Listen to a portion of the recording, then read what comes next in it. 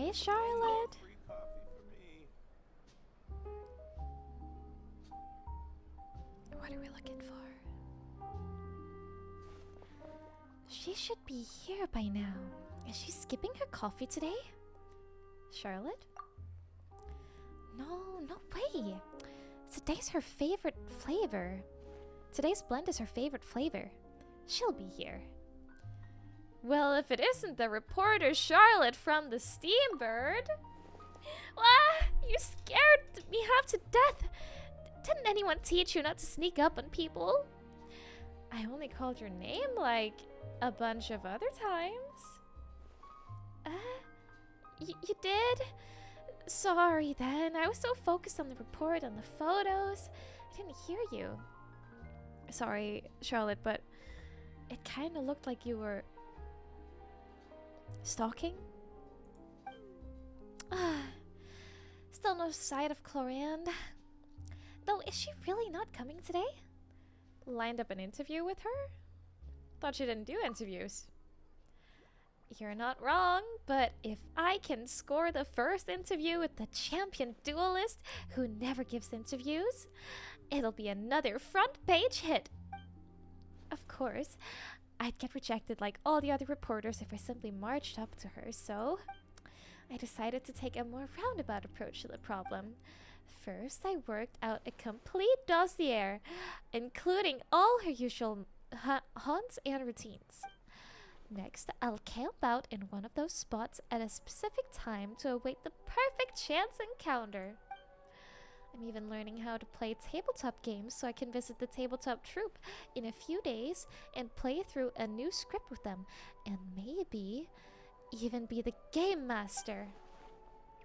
If I can be the game master for a game that Clorand is in, I could use the role to build up my rapport with her. Of course, or was that rapport or report?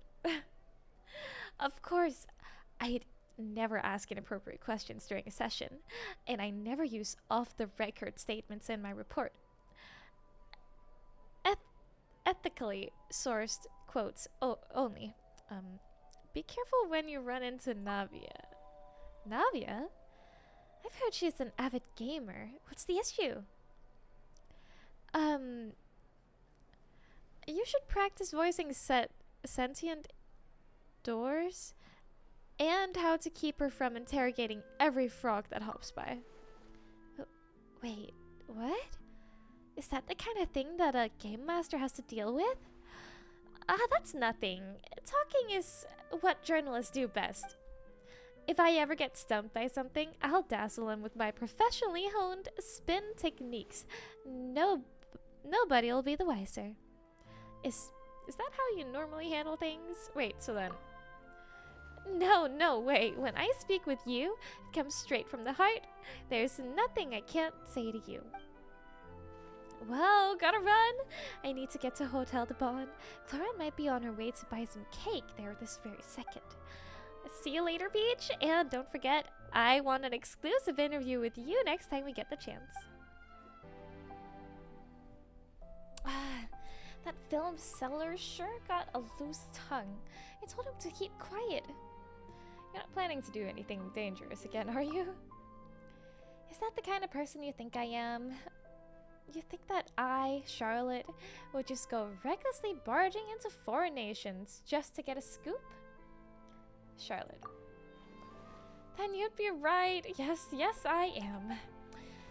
But even so, I still need to get the editor-in-chiefs to approve. I must have pitched 12 reasons to go to cover Natlan by now, but it's always a no. Not only that, but she won't even approve my any vacation.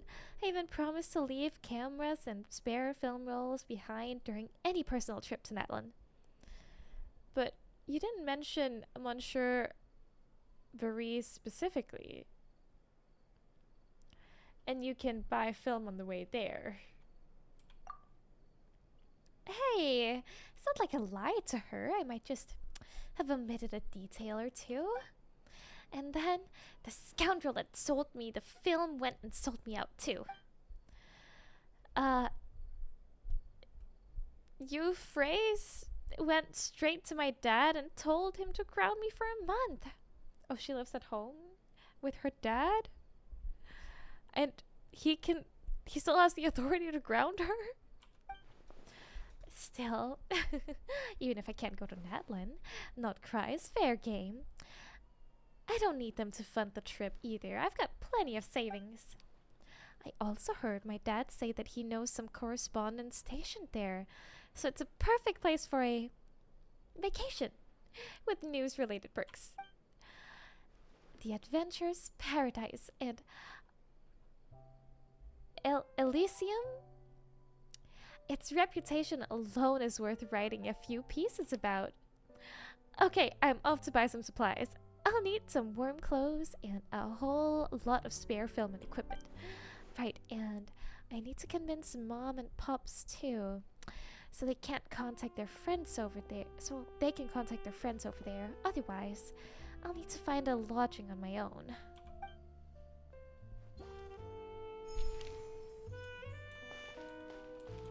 And this one is also a Chiori. But Primos? Don't you want Primos? Actually, not as much as I want Story. You don't need any kind of camouflage to fit to not cry. People from everywhere in all walks of life congregate there. There isn't a thing you can wear that would stand out. Really? Then I'll just wear what I've got on now. You'll freeze to death. Tactful as always. I'll make you something more suitable for the cold.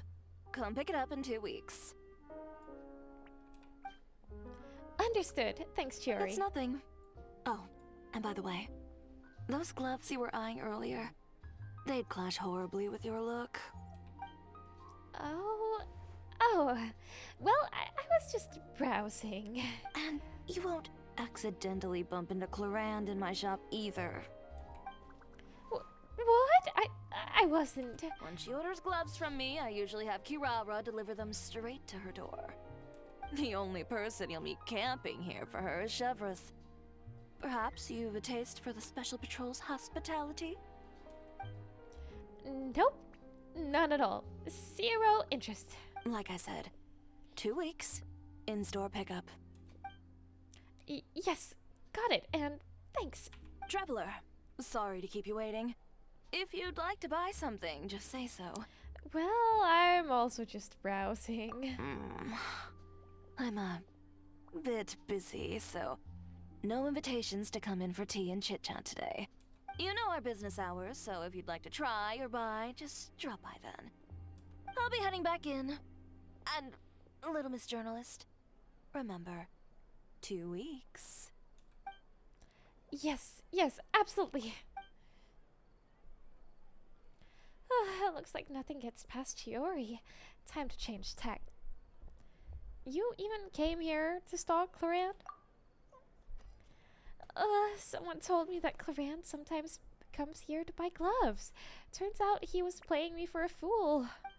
Forget it, that's not what matters now. My priority is to stock up and prep for my trip to not cry. You convinced your parents? Mom wasn't totally sold, but I never imagined how supportive Pops would be. He even gave me advice and helped me plan some potential vacation spots to visit. Not only that, he helped me buy a bunch of stuff and sent letters to his friends there, asking them to help look after me. I already know them though, veteran reporters all. Sounds like your dad saw right through you. He's really supportive of you. Of course he did. He is the top reporter in all of Tibet, and nothing gets by him. Naturally, he is the best dad too. If we're lucky, Peach, we'll see each other and not cry.